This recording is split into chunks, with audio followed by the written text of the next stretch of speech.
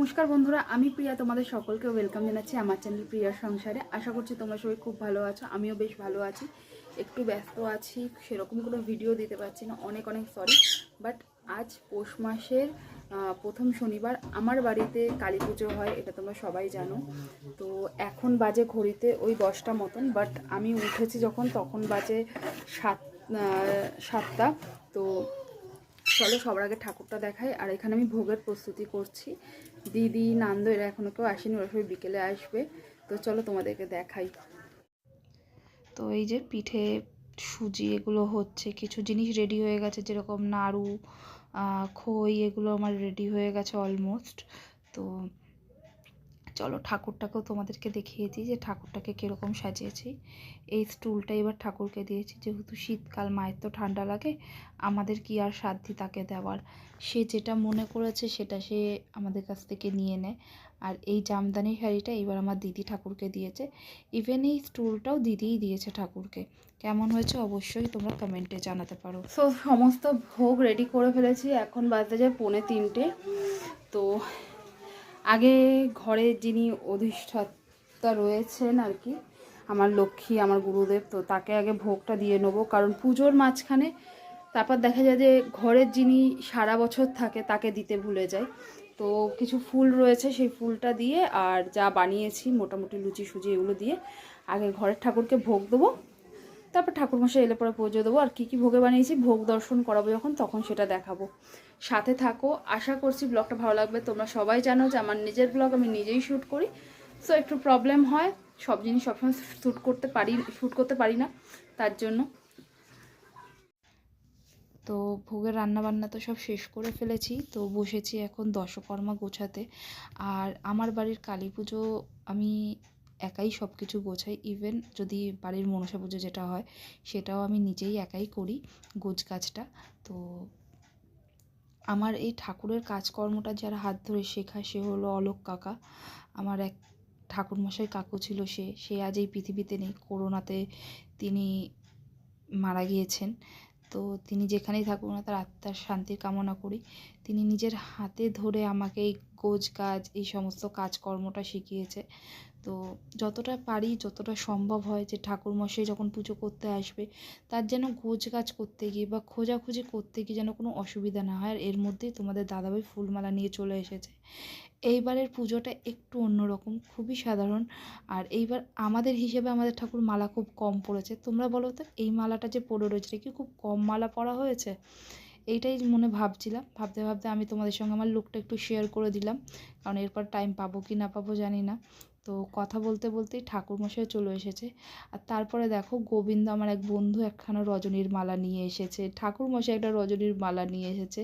এরপরে আরও একজন এসেছিলো বাড়িতে, সে আবার জবা ফুলের মালা নিয়ে এসেছে। অনেক মালা ঠাকুর পড়েছে। আর এইখানে যে নৈবেদ্যটা দেখতে পাচ্ছ, এটা 108টা নৈবেদ্য, মা কালীকে এটা দিতে লাগে। সামনে যেই শিব ঠাকুরটা দেখতে পাচ্ছ, এই শিব ঠাকুরটার প্রাণ প্রতিষ্ঠা হয়েছে সেই দিনকে। আর আমাদের এই ব্রাহ্মণ দাদাও কিন্তু খুব ভালো। আর আমি এখানে এখন যেটা বানাচ্ছি এটা হচ্ছে গিয়ে অর্ঘ্য। এটাতে 108টা চাল, 108টা দুব্ব, একটা জবা ফুল, একটা বেলপাতা দিয়ে এটা বানাতে হয়। এই যে শিব ঠাকুরের অভিষেকটা কিন্তু এখন হচ্ছে, এরপরে শিব ঠাকুরটার প্রাণ প্রতিষ্ঠাও কিন্তু দাদা করে দেবে। তো আর এই বাড়ির এই কালী পুজোটা, আমার বাড়ির কালী পুজোটা অ্যাকচুয়ালি হতো কালী পুজোর দিন, কিন্তু ওই যে কাকু মারা যাওয়ার পর থেকে মন মতো ব্রাহ্মণ পেতাম না। তারপরে আমাবস্যাতে একটু প্রবলেম হয়ে যেত, সব ঠাকুরমশাইদেরই টাইমিংয়ের ব্যাপার থাকতো। তো তার জন্য পৌষ মাসের একটা শনিবার, প্রথম শনিবারটাকে আমি বেছে নিয়েছিলাম আমার বাড়ির কালী পুজো হিসেবে, যাতে ঠাকুরমশাইয়েরও কোনো রকম কোনো অসুবিধা না হয়, আর আমার বাড়ির মায়েরও যেন কোনো রকম কোনো অসুবিধা না হয়। তো আমি আমার মতন করে গোছাতেই ভালোবাসি। আর আমার সত্যি কথা বলতে, মা হয়তো আমাকে জায়গা কম দিয়েছে, হয়তো আমি মধ্যবিত্ত ফ্যামিলি থেকে বিলং করি, তো হয়তো টাকা পয়সার অসুবিধা থাকতে পারে, কিন্তু মায়ের জন্য কোনো কিন্তু কম্প্রোমাইজ করি না। বাড়িটাকে সুন্দর লাইট দিয়ে সাজিয়েছে। আর এখানে দেখো আমার ভাসুরের ছেলে, তারপরে আমার নান্দু, এরা সবাই মিলে একটু বাজি ফাটাচ্ছে, তোমাদের দাদাভাই নিয়ে এসেছিলো বাজিটা।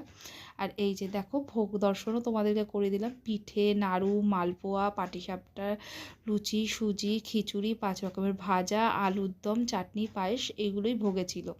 এখানে আমার নান্দুকে দেখো, নান্দু তো বিশাল খুশি। আর এই যে বলির আয়োজন, সবটা ভিডিও করতে পারিনি। আমার এইটা শশাটাই মনে ছিল ভিডিও করার কথা, আমি ওইটাই করেছি। তো আমার বর বলো বা আমাদের যে ব্রাহ্মণ পুজো করেন বা অনেকের মুখেই শুনেছি, কোনো শক্তি পুজো বলি ছাড়া হয় না। কিন্তু আমরা তো জীব হত্যার পক্ষপাতী নই, ভালো লাগে না। ঘরের পুজো, মায়ের পুজো, মা আসছে, কোনো মানুষকে কষ্ট দিয়ে বলিটা হবে, বলি দিয়ে তার পুজো দিতে হবে, এইটা ঠিক ভালো লাগে না। তার জন্য সবজি বলি আমরা করে থাকি। তো তোমাদের এইটা কীরকম লাগলো অবশ্যই জানি। এখানে সবজি বলি হয়ে যাওয়ার পরে আমরা এবার চলে যাব 108টা প্রদীপ ধরাতে। এই 108টা প্রদীপটাও কিন্তু আমি পুজো চলাকালীন মাটির প্রদীপই করতাম পুজোটা, কিন্তু তারপরে 108টা প্রদীপে আমরা পদার্পণ করি। এই যে 108টা প্রদীপ জ্বালিয়ে নিই, এবার বাড়িতে চলে এসেছি। এবার হবে হোমের আয়োজন। এই হোমকুণ্ডটাও আমিই সাজাই, এটা আমার একটা পার্ট বলতে পারো। আর এই যে বলছিলাম না লাল জবার মালাটা, এটাও একজন দিয়েছে। আর এইবার হোমটা খুব সুন্দর, খুব ভালো হয়েছে। সকলের কাছে, সকলের জন্য মায়ের কাছে কামনা করি সকলে যেন ভালো থাকো, সুস্থ থাকো। আর যারা আমার চ্যানেলে নতুন, প্লিজ চ্যানেলটা একটু সাবস্ক্রাইব করে নিও। আমি তোমাদের জন্য চেষ্টা করব এইরকম নতুন নতুন ভিডিও আনার।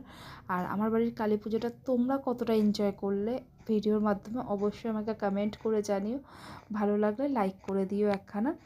আর আমার মায়ের মুখটা একবার জাস্ট দেখো, যেন মনে হচ্ছে আমার নিজে এসে হোমযজ্ঞ দেখছে।